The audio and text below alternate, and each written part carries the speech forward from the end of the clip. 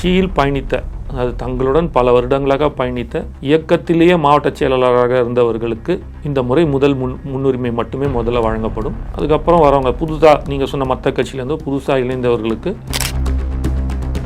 டெல்லிக்கு 10 பேர் கொண்ட டீம் போகிறாங்க அப்படின்னா அது யார் போகிறாங்க, எதுக்கு போகிறாங்கன்ற ஒரு நிச்சயமான ஒரு அரசியல் இதில் இருக்கும். எலெக்ஷன் கமிஷன் ஏதாவது கூப்பிட்டு இருந்திருக்கலாம், அது பொருளாளர் போயிருக்கலாம், பொதுச் செயலாளர் போகலாம், டாக்குமெண்ட் சப்மிட் பண்ண மாதிரி தான் இருக்குமே தவிர, கிளாரிஃபிகேஷன் டாக்குமெண்ட் சப்மிஷனுக்கு தான் இருக்குமே தவிர ஹில் ஸ்டார்ட் ஏப்ரல்லேருந்து கண்டிப்பாக போகிறதுக்கான வாய்ப்புகள் நிறையா இருக்குது. வாகன பிரச்சாரங்கள் தான் ஜாஸ்தி பண்ணுவார். ஏன்னா பீக் சம்மர் வேறு, சம்மர் ஆரம்பிச்சிடும், ஹீட் ஓவராக இருக்கும், அதுக்கு ஏற்ற மாதிரி பிளான் பண்ணுவார். ஸோ அப்படி பிளான் பண்ணும்போது வாகன பிரச்சாரங்கள் இருக்கும், அங்கங்கே நின்று பேச்சுகள் இருக்கும். கண்டிப்பாக நீங்கள் ஏதாவது ஒரு குக்கிராமத்தில் போய் ஒரு பாட்டிக்கிட்ட போயிட்டு விஜய் வந்து தாவேக்கான ஒரு கட்சி ஆரம்பிச்சிருக்காரு, தமிழக வெற்றி கழகம்னு, அதோட கொள்கை என்னென்னா பிறப்புக்கும் எல்லா உயிரும் ஒரு பாட்டி சொல்லும், அந்த அளவுக்கு கொண்டு போய் சேர்த்துக்காரு. இது ஒரு ஸ்டைல் ஆஃப் ஒர்க்கிங். அது அவர் செய்கிறாரு, அது சத்தம் போடாமல் செஞ்சுட்ருக்காரு.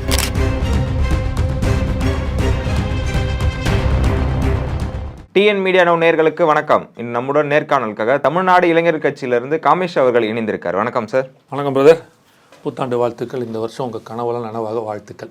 கண்டிப்பாக சார். தமிழக வெற்றி கழகத்துலேருந்து ஒரு லிஸ்ட்டு வெளியாக இருக்குன்னு சொல்லலாம் சார். என்ன லிஸ்ட்டுனா, தமிழகத்தில் பொறுப்பாளர்களை வந்து ஒரு 100 பேரை வந்து மாவட்ட ரீதியாக நியமிச்சிருக்குன்னு சொல்லிட்டு ஒரு நியூஸ் வெளியாகிருக்கு. எந்த மாதிரியான ஆட்களை தேர்ந்தெடுத்திருக்காங்க சார்? இல்லைனா வேறு கட்சியிலேருந்து இந்த மாதிரி ஆட்கள்லாம் போஸ்டிங் கொடுத்துருக்காங்களா, இல்லை புதிதாக போஸ்டிங் கொடுத்துருக்காங்களா சார்? போஸ்டிங் வந்து இன்னும் எக்ஸாக்டாக அதிகாரப்பூர்வ அறிவிப்பு வரல. அதை பார்க்காம நம்ம கரெக்டாக சொல்ல முடியாது. எப்போவுமே நம்ம அதிகாரப்பூர்வ அறிவிப்பு வந்தால் தான் பேசுகிற பழக்கம், சும்மா குத்துமதிப்பாக பேசுகிற ஆள் இல்லை. First point. ரெண்டாவது வந்து இது நிறையா வாட்டி அண்ணன் சொல்லியிருக்காரு. கிட்டத்தட்ட 127 மாவட்டமாக அதை பிரிக்கிறதா சொன்னாங்க. 117 127 மாவட்டமாக பிரிக்கிறாங்க. தொகுதி பங்கீடே மாவட்டமாக பிரிக்கிறதா சொல்லியிருந்தாங்க. அப்படி தான் கேள்விப்பட்டோம். பட் அண்ணன் வந்து புசி ஆனந்த் அண்ணன் வந்து எப்போ எங்கே பேசினாலும் நம்மளே பார்த்துருக்கோம். இந்த கட்சியில் கடந்த 20 வருடத்துக்கு மேல் உழைத்து, அது ரசிகர் மன்றமாக இருந்து அப்புறம் இயக்கமாக மாறி, அர்ப்பணி மன்றமாக மாறி, அதுக்கப்புறம் இயக்கமாகி இன்னைக்கு கட்சி ஆயிருக்கு.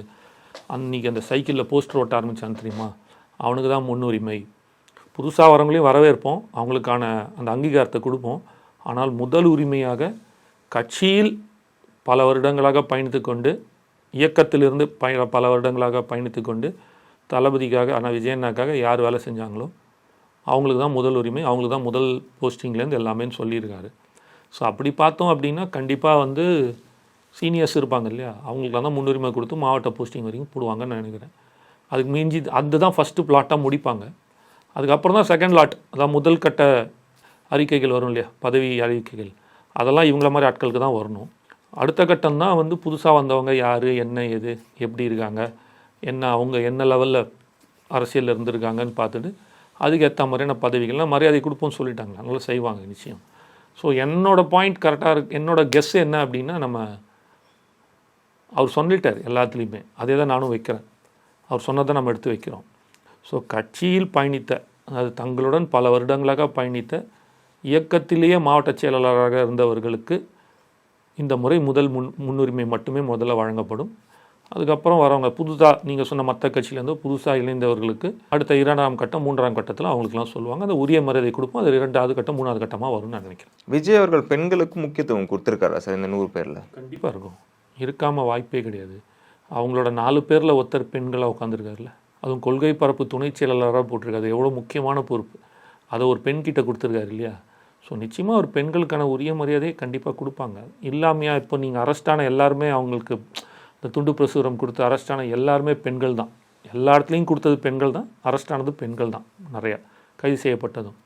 ஸோ அவர் அண்ணன் எப்போவுமே அதுக்கு ஒரு ரொம்ப மரியாதை கொடுப்பார். பெண் உரிமைக்கு எப்போவுமே மரியாதை. அதனால தான் எந்த கட்சியிலையும் கொள்கை தலைவர்னு பெண்களே கிடையாது. ஆனால் அவர் 2 பெண்கள் வச்சுருக்கார், வேலுநாச்சியார் ஒன்று, அஞ்சலம்மா ஒன்று, 2 பேர் வச்சுருக்கார். கொள்கை தலைவராகவே வச்சுருக்காருன்னா அப்போ அந்த பெண்களுக்கான உரிமையை எந்த அளவுக்கு கொடுக்குறாருன்றதை நம்ம பார்க்கலாம். Okay sir. இன்னொரு விஷயம் ஒரு பரபரப்பாக இருக்கிறது என்னென்னா, விஜய் அவர்கள் ஒரு 10 பேர் கொண்ட குழுவை வந்து டெல்லிக்கு அனுப்புனதா ஒரு நியூஸ் வெளியாயிருக்கு. இது உண்மையா சார்? ஆரம்பிக்கிற கட்சி தமிழ்நாட்டில், டெல்லிக்கு எதுக்கு அனுப்பணும்?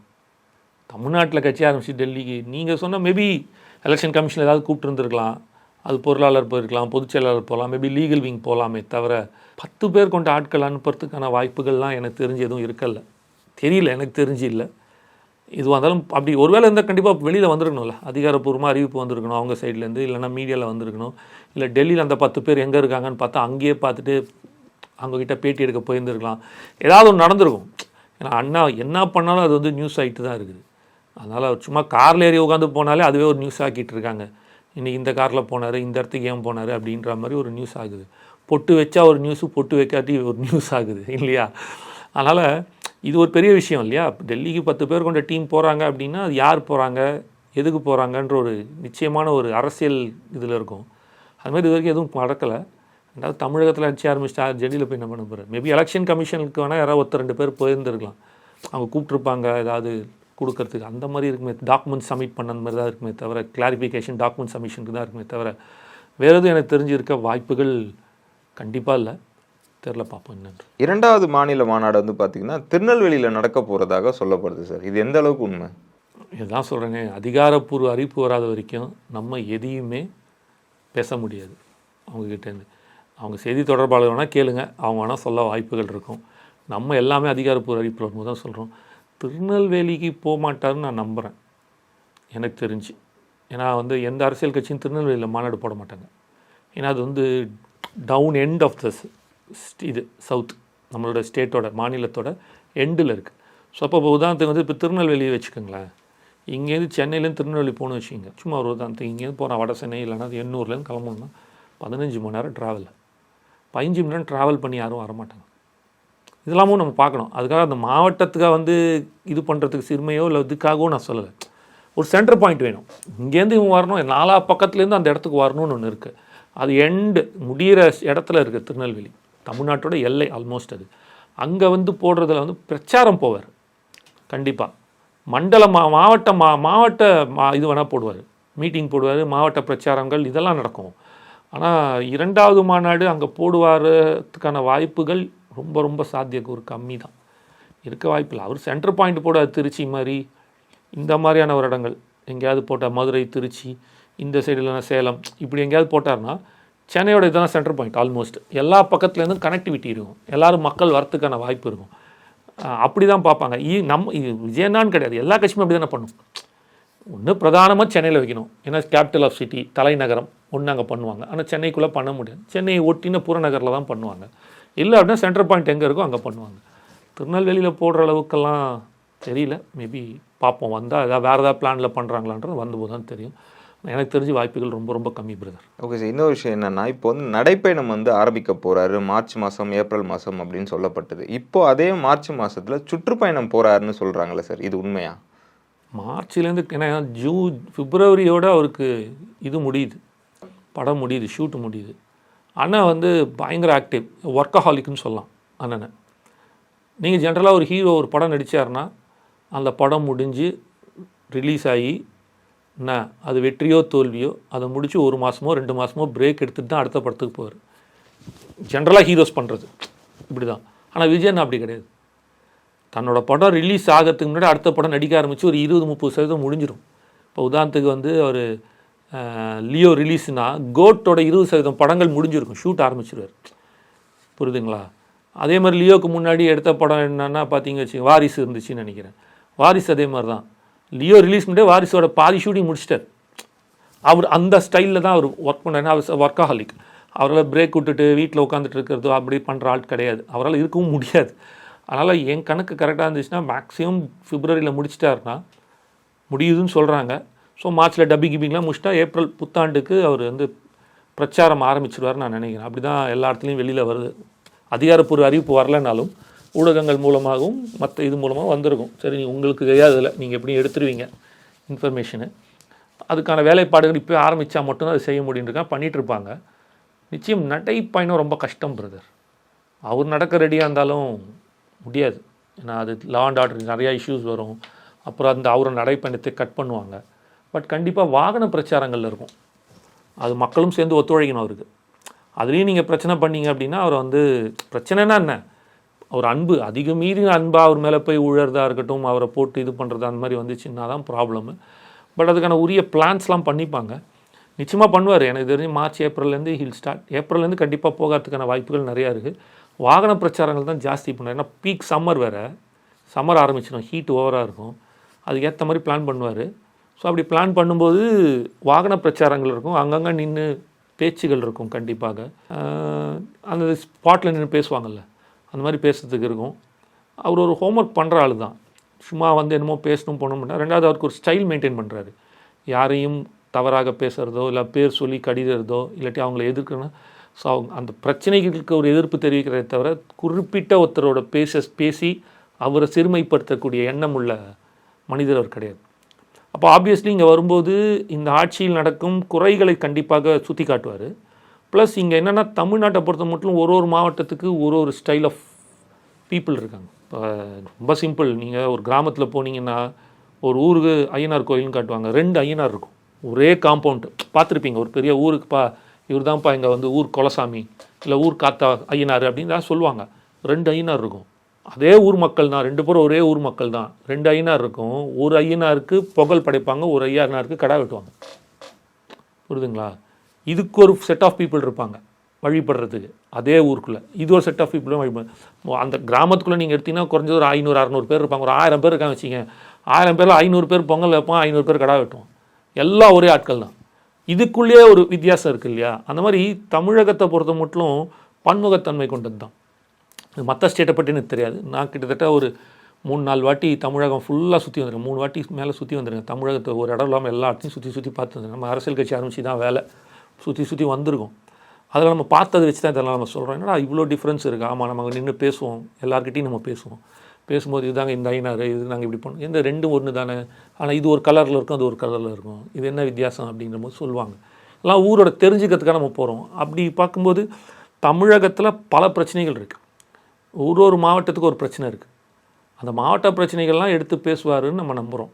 அதை தான் அவர் கொண்டு வருவார். அதுக்கு ஒரு தீர்வையும் கொடுப்பாருன்னு நம்புகிறேன். இந்த மாதிரி ஒரு பிரச்சனை இருக்குது, சிவகாசியில் பட்டாசு தொழிற்சாலை பிரச்சனை, இதில் போனீங்க வச்சிங்க, கரூரில் போனீங்கன்னா சாயக்கழிவு பிரச்சனை இருக்குது, ஈரோட்டில் சாயக்கழிவு பிரச்சனை இருக்குது, கரூரில் பார்த்தீங்க அப்படின்னா மஞ்சளுக்கு இது வரைக்கும் ஒரு கரெக்டான விலை நிர்ணயிக்கலை. அப்புறம் இந்த பக்கம் பார்த்தீங்க வச்சிங்க, நாமக்கல் முட்டை கண்டிப்பாக இருக்குது, நிறையா இருக்குது. நீங்கள் ஒன்றுமே வேணாம், ஒரு விஷயம் சொல்கிறேன். பவானி ஜமக்காலம் கேள்விப்பட்டிருப்பீங்க, ஜமக்காலம் கேள்விப்பட்டிருப்போம்ல, அந்த ஜமகாலத்துக்கு வந்து வேர்ல்ட்லேயே பெஸ்ட்டு பவானி தான். ஈரோடு பக்கத்தில் இருக்கிற பவானி இதுதான். ஆனால் என்ன பிரச்சனை அப்படின்னு நீங்கள் பார்த்தீங்கன்னா, இன்றைக்கி வந்து கிட்டத்தட்ட ஒரு 4000 குடும்பங்களுக்கு மேல் அதை தத்தை கொண்டிருந்த நெய்து கொண்டிருந்த பவானி ஜமம் இன்றைக்கி வெறும் 450-500 குடும்பத்துக்கு வந்துருச்சு. அது பேட்டன் ரைட்ஸ் வாங்கியிருக்கோம் நம்ம. ஜமக்காலத்திலே பெஸ்ட்டு. தண்ணி ஊற்றினா தண்ணி கீழே விழாது பிரதர், அவ்வளோ ஸ்ட்ராங்கான, அவ்வளோ ஒருத்தர் தூக்கிட்டு போக முடியாது. 2 பேர் சேர்ந்து மடிச்சிங்கன்னா, அவ்வளோ பிரச்சனை மடிச்சிங்கன்னா 2 பேர் தூக்கிட்டு போகணும், அவ்வளோ கனமாக அவ்வளோ இருக்கும். ஆனால் இன்றைக்கி வந்து நவீன இதுன்னு சொன்னதில் அந்த அப்படியே பாழடைஞ்சு போய் அது அப்படியே குறைஞ்சிக்கிட்டே வந்துருச்சு, நலிவடைஞ்சிட்டே வந்துருச்சு. அது இந்த மாதிரியான பல இடத்துல நிறைய இஷ்யூகள் இருக்குது. இப்போ தஞ்சாவூர் பொம்மை எல்லாருக்குமே தெரியும், இன்றைக்கி எத்தனை பேருக்கு அந்த தஞ்சாவூர் பொம்மை. அப்போ இதெல்லாம் இருக்குல்ல. ஸோ இந்த மாதிரியான பிரச்சனைகள் இருக்கிற அங்கங்கே நிறுத்தி அதெல்லாம் பேசும்போது இதை எப்படி ஊக்குவிக்கிறது, என்ன செய்யணும் அப்படின்றதெல்லாம் சொல்லுவார். இதெல்லாம் நாங்கள் வந்தால் செய்வோன்றதை அவர் நிச்சயம் சொல்லுவார்னு நம்புகிறேன். இதெல்லாம் தான் நாங்களும் எதிர்பார்க்குறோம் அவர்கிட்டேருந்து. ஒரு இளைஞராக, ஒரு இளைஞர் அரசியல் எடுத்துருக்கிற நாங்கள் இதெல்லாம் அவர் கொண்டு வரணுன்றோம். கூத்து கலைகள் பார்த்துருப்பீங்க நீங்கள், அதெல்லாம் அப்படியே நலிவடைஞ்சு போயிடுச்சு டோட்டலாக. அவங்களுக்கு என்ன இது வரைக்கும் செஞ்சுருக்காங்க? அந்த திருவிழா வரும், அந்த வருஷத்தில் 4 நாள் திருவிழா, 5 நாள் திருவிழா வச்சிங்கன்னா, அந்த 5 நாள் திருவிழாவுக்கு கூத்து கட்டுறாங்க. அந்த 5 நாள் திருவிழாவில் கூத்து கட்டுறது தான் அவங்களுக்கு பணமாக இருக்குது. அவங்களுக்கு ஒரு வாழ்வாதார பிரச்சனைகள் இருக்குது. இதெல்லாம் அந்தந்த ஸ்பாட்டில், அந்தந்த தொகுதியில், அந்தந்த மாவட்டத்தில் இருக்குது இல்லையா. ஒன்று இப்போ நான் சும்மா பேர் சொல்ல, இப்போ எனக்கு 38 மாவட்டத்தில் இருக்கிற 38 மாவட்ட பிரச்சனைகளும் சொல்ல முடியும். ஒரு உதாரணத்துக்காக 2-3 மாவட்டத்தை சொல்கிறேன். இந்த மாதிரி பல பிரச்சனைகள் இருக்குது ஒரு இடத்துலையும். சில இடத்துல தண்ணியே கிடையாது. சிவகங்கையில் வந்து அந்த கிராமம் பேர் மறந்துட்டேன், உத்தம்பட்டம் ஏதோ ஒரு வரும். 4 கிலோமீட்டர் பெண்கள் போயிட்டு தண்ணி எடுக்கிறாங்க, குடிக்க தண்ணி. அது எங்கே எடுக்கிறாங்கன்னா, அந்த ஓடை போகிற ஊற்றுல மண்ணை நோண்டி எடுப்பாங்கல்ல, உட்காந்து மார்னிங் போனாங்கன்னா ஆஃப்டர்நூன் தான் வருவாங்க. 2 குடம் தண்ணி பிடிக்க இன்றைக்கும் இருக்குது. ஸோ இவ்வளோ பிரச்சனைகள் இருக்குது. இப்போ அதுக்கு என்ன, அங்கேயுமே கிட்டத்தட்ட அந்த கிராமத்தில் மட்டுமே ஒரு 1000-1500 மக்களுக்கு மேலே வாழ்கிறாங்க. அவங்களுக்கு என்ன பண்ணிட்டீங்க இத்தனை வருஷத்தில்? ஸோ இந்த மாதிரி ஒரு இடத்துலையும் ஒரு பிரச்சனைகள் இருக்குது இல்லையா. இந்த பிரச்சனை எல்லாத்துக்குமே ஒரு தீர்வு கொடுப்பாரு, ஏதாவது சொல்லுவார் அப்படின்னு நாங்கள் நம்புகிறோம். அதற்கான பயணமாக தான் இது முக்கியமாக இருக்குன்றதையும் நான் நம்புகிறேன். ஏன்னா அவர் இதுக்கப்புறம் அவர் அரசியல் கட்சியை கொண்டு போயிட்டு சேர்க்கணுன்ற அவசியம் பெருசாக கிடையாது. அவர் பயங்கரமான ஸ்ட்ராட்டஜிஸ்ட் தான், பேசாமே ஒர்க் பண்ணுற ஆள். ஸோ கிட்டத்தட்ட பார்த்தீங்கன்னா மாநாடு கிட்டத்தட்ட 8 மாதம் கழிச்சு போடும்போது ஏன் மாநாடு போடல அப்படின்னு சொல்லி இழுன்னு தெரியல. அவர்கிட்ட அரசியல் கொள்கை இல்லை, கட்சி எப்படி தெரியல, எல்லா விமர்சனம் வந்துச்சுல. அந்த விமர்சனம் அந்த மேடையிலே பேசிட்டார். இன்றைக்கி ஏதாவது ஒரு குக்கிராமத்தில் போய் ஒரு பாட்டிக்கிட்ட போயிட்டு விஜய் வந்து தாவேக்கான ஒரு கட்சி ஆரம்பிச்சிருக்காரு, தமிழக வெற்றி கழகம்னு, அதோட கொள்கை என்னென்னா பிறப்புக்கும் எல்லா உயிருக்கும் ஒரு பாட்டி சொல்லும். அந்த அளவுக்கு கொண்டு போய் சேர்த்துட்டார். இது ஒரு ஸ்டைல் ஆஃப் ஒர்க்கிங். அது அவர் செய்கிறார். அது சத்தம் போடாமல் செஞ்சிட்ருக்கார். நிறையா ஜேர்னலிஸ்ட் சொல்லியிருக்காங்க, ரொம்ப இந்த எக்ஸ்பீரியன்ஸ்டு மூத்த பத்திரிகையாளர்லாம், அவர் கட்சி ஆரம்பித்தார், அவருக்கு அரசியலே தெரியல, ஒரு பத்திரிகையாளர் சந்திப்பு கூட வந்து இந்த மாதிரி ஒரு அரசியல் கட்சி ஆரம்பிக்கிறேன்னு ஒரு அறிக்கை கூட கொடுக்கல, ஒரு வார்த்தை கூட பேசலை, இவர் கட்சிலாம் எப்படி கொண்டு போகிறான்னு தெரில, இவருக்கு அரசியலே தெரில அப்படி இப்படின்னு. இதுக்கு தான் ஒரு பண்ருட்டி ராமச்சந்திரன் விஜயகாந்துக்கு இந்த மாதிரி இவர்களை ஒரு மாநாடு போகலன்னு பல விமர்சனங்கள் வச்சாங்க, மக்கள்கிட்ட போகலன்ட்டுன்னு. ஆனால் கட்சி ஆரம்பித்து ஒரு 10 நாள் கழித்து ஒரு வீடியோ போடுறாரு, இந்த மாதிரி நான் ஒரு கட்சி ஆரம்பிச்சிருக்கேன், இதுதான் எங்களோட உறுதிமொழி, இதை நீங்கள் படித்து பார்த்துட்டு பிடிச்சா என் கட்சியில் சேருங்கன்னு. 1 கோடி பேர் சேர்ந்தான்.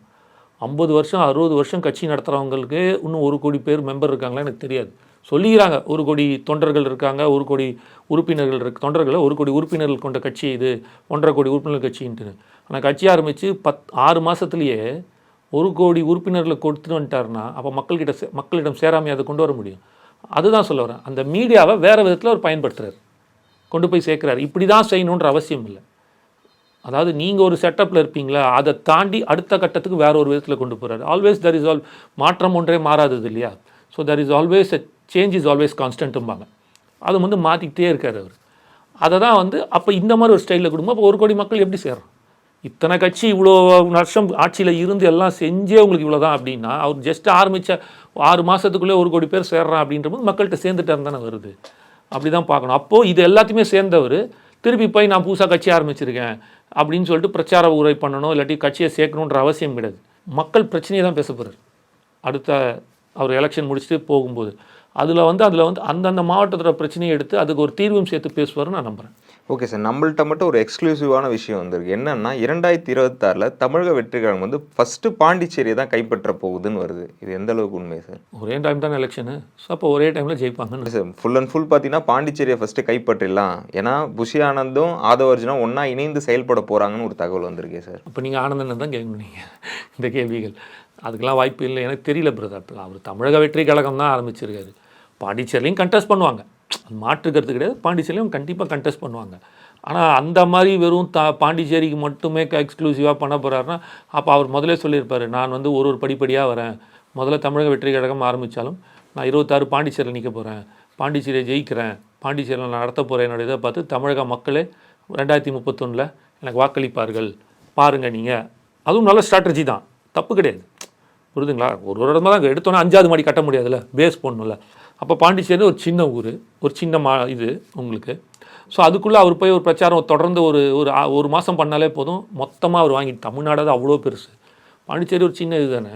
அதுக்குள்ளே போய்ட்டு அசால்ட்டாக ஜெயிக்க முடியறதுக்கான சாத்தியக்கூறுகள் நிறையா இருக்குது. ஒரு 2 மாதம் போதும் அவர் பாண்டிச்சேரி ஒரு 2 வாட்டி சுற்றி வந்தார், 3 வாட்டி சுற்றி வந்துட்டு பிரச்சாரம் பண்ணுறதுனாலே வெற்றி வாய்ப்பு ரொம்ப ஜாஸ்தியாக இருக்குது.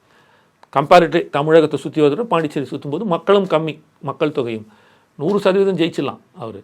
அப்போ அங்கே நடத்தக்கூடிய நல்ல விஷயங்கள் பார்ப்போம். பாண்டிச்சேரி தமிழ்நாடு பேர், அப்போ பாண்டிச்சேரி தான் தமிழக மக்கள் பார்த்தாங்க. 2 ஒன்று தான், சும்மா பேருக்கு தான் அந்த ஒரு அட்மினிஸ்ட்ரேட்டிவாக தான் அவங்க வச்சு பண்ணிட்டு இருக்காங்க தவிர ஆல்மோஸ்ட் 2த்துக்கும் டிஃப்ரென்ஸே கிடையாது, பாண்டிக்கும் தமிழ்நாட்டுக்கும். பார்த்துட்டு வச்சுட்டாங்க. அப்போ வந்து ஆஹா இப்படி பண்ணுறாரு பாண்டிச்சேரிக்கு, அப்போ தமிழ்நாட்டுக்கு வந்தால் அதை வச்சுன்னு கூட ஸ்ட்ராட்டஜி இருக்குது. ஆனால் அவர் அந்த மாதிரியான ஸ்ட்ராட்டஜி எடுக்கும்போது தமிழ்நாடு நோக்கி தான் வர்றாரு. தமிழ் தான் என்னோடது, தமிழகம் தமிழ்நாடுன்ற மைண்ட் செட்டில் தான் அவர் வர்றாரு.